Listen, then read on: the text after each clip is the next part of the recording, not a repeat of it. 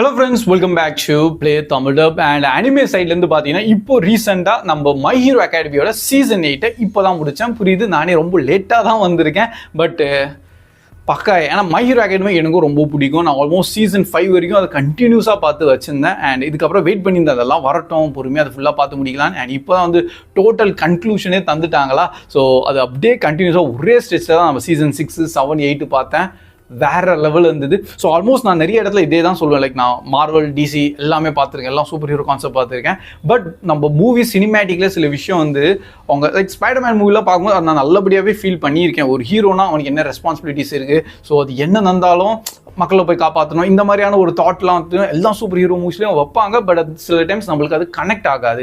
But அனிமேல அதுவும் my hero அகாடமியாக ஸ்பெசிஃபிக்காக சொல்கிறேனே, அவங்க ஒரு சீன்லேயும் வந்து அது நம்மளை பின் பாயிண்ட் பண்ணிகிட்டே இருப்பாங்க. நான் ஹீரோயா, நான் என்ன இருந்தாலும் போய் நான் சண்டை போடணும். ஏன் வில்லனோட ஸ்டோரி யார் காமிக்கும் போதே அதுவே செம்ம கூஸ் பூமிங்காக இருக்கும். ஏன்னா ஒரு வில்லன் ஏன் வில்லன் ஆயிருக்கான், அதோட பேக் ஸ்டோரி எல்லாத்தையும் எக்ஸ்பிளைன் பண்ணுவாங்க. நீங்களும் அந்த இடத்துல இருந்து யோசிப்பீங்க, இவன் வில்லன் ஆனதுக்கு எல்லா ரீசன்ஸும் இருக்குயா, அந்த இடத்துல யார் இருந்தாலும் வில்லனாக மாறிடுவான்னு சொல்லிட்டு. ஸோ இப்போ அந்த வில்லனோட பேக்ரவுண்ட் ஸ்டோரி எல்லாம் வச்சு அவனை பயங்கரமாக காமிச்சிருவாங்க. கடைசியில் சண்டை போடும்போது இப்போ நீங்கள் ஹீரோக்கு சப்போர்ட் பண்ணுறதா இல்லை வில்லனுக்கு சப்போர்ட் பண்ணுறதா இல்லை என்ன நடக்குதுன்னு சொல்லிட்டு நீங்களே யோசிக்க ஆரம்பிச்சிருவீங்க. அண்ட் அங்கே தான் நம்ம ஹீரோ சில முக்கியமான சில விஷயங்கள் லைக் டிசிஷன்ஸ்லாம் எடுப்பார். அதை நீங்கள் ஃபுல் நீங்கள் ஆக்சுவலி சீசன் 1லேருந்து பாருங்கள். அப்போ தான் உங்களுக்கு ஏன் என்னென்ன சொல்ல வரேன் எல்லாமே. அண்ட் இந்த என்டையர் அனிமில் ஒரு முக்கியமான மெயினான ஹீரோன்னு கேட்டிங்கன்னா நம்ம ஆல் மைட்டுன்னு சொல்லுவாங்க. இவர் தான் நம்பர் 1 ஹீரோ ஜப்பானில். அண்ட் அவரோட பவர் அல்டிமேட்டுங்க. லைக் அவர் தான் எல்லாமே. அவர் இருக்கிறதுனால தான் வில்லன்ஸ் வந்து மேலே வராமல் இருப்பாங்க.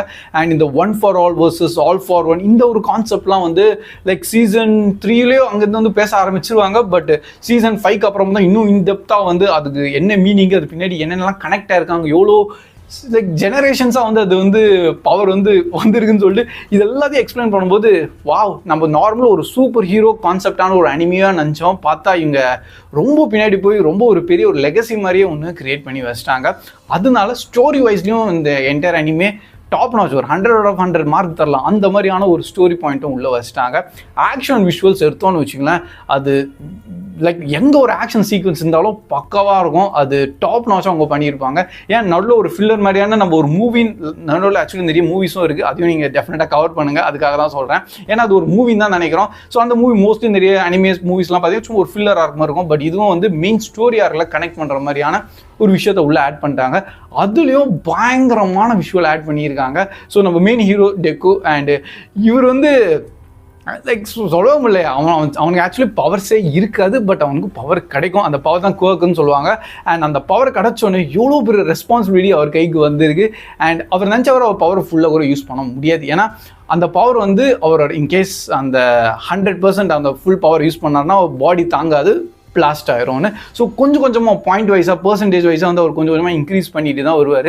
ஆல்மோஸ்ட் அந்த ஃபைட்லாம் பார்த்தா 40%, 50% அதெல்லாம் அந்த விஷுவலே செம்மையாக இருக்குமா. நீ எல்லாம் 100% யூஸ் பண்ணால் எவ்வளோ இருக்கும்னு அதான் நீங்கள் அனிமே பாருங்க. அந்த விஷுவல்ஸ் எல்லாம் அங்கே தான் வந்து நல்லாவே ஹைலைட் ஆகும். அண்ட் என்டையர் அனிமேல நம்ம ஹீரோ பக்கத்தில் இன்னொரு கேரக்டர் இருப்பாங்க, நம்ம பாக்குகோன்னு சொல்லிட்டு. அண்ட் அந்த ஆர்க்கையும் வந்து செம்மையாக டெவலப் பண்ணியிருக்காங்க. லைக் இது வந்து ஒரு ஸ்டேஜில் சீசன் 7, 8லலாம் டேய் நீ அவர் ஒரு பேர் வச்சிருப்பாரு, செம்ம பேர் டைனமைட்டுன்னு சொல்லிட்டு, ஒரு காட் ஆஃப்னு சொல்லிட்டு. ஸோ அந்த பேருக்கு ஒர்த்தான சில விஷயம்லாம் அவர் பண்ணுவார். ஸோ ஸ்பெசிஃபிக்காக அவர் வந்து நான் ஏன் பேசுகிறேன்னா, நீ அதை என்டையர் அனிமே பாருங்கள். டெக்குக்கு ஒரு நல்ல ஃப்ரெண்டு தான் நம்ம பாக்குகோ. அண்டு பக்காவாக பண்ணியிருப்பார். ஸோ ஒரு சாட்டிஸ்டான பாயிண்ட் என்னன்னு கேட்டிங்கன்னா, சீசன் 8ஓட என்டையர் ஸ்டோரி முடிஞ்சிருச்சு. அண்டு முடியும் போது ஏன்டா இது முடிஞ்சதுன்னு இருந்தது. ஈச் சீசனில் ஆல்மோஸ்ட் 24-25 எபிசோட்ஸ் அந்த மாதிரி தான் கிரியேட் பண்ணியிருப்பாங்க. ஸோ ஆல்மோஸ்ட் நீங்கள் சீசன் 8 வரைக்கும் பார்த்தீங்கன்னா ஒரு 150+ எபிசோட்ஸ் உள்ளே இருக்குது. பட் ஒன்ஸ் அதை நீங்கள் கவர் பண்ணிட்டீங்கன்னா ஒரு பெஸ்ட்டான ஃபைனஸ்டான அனிமேவை நீங்கள் பார்த்துருப்பீங்க.